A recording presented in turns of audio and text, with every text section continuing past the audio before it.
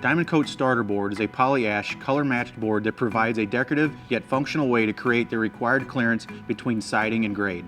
The board should be installed at grade level using Cortex screws and plugs. When preparing the wall for installation, be sure to snap a level line, as this will set the exact placement for the first course of siding. Begin installing by cutting the starter board to length. On long runs, use butt joints cut at 30 to 45 degree angles. It is recommended to touch up the cut ends of the starter board. Next, using the Cortex setting bit, set the fastener perpendicular to the trim board. You will need to use 2 fasteners every 16 inches.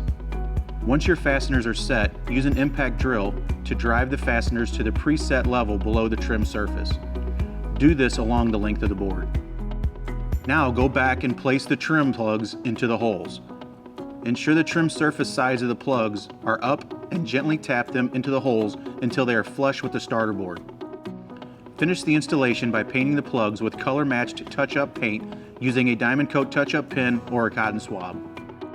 For proper touch-up procedure, follow the Diamond Coat touch-up paint installation video. For installation instructions on starter board and other Diamond Coat products, visit the Technical Center on diamondcoatsiding.com. Thanks for watching.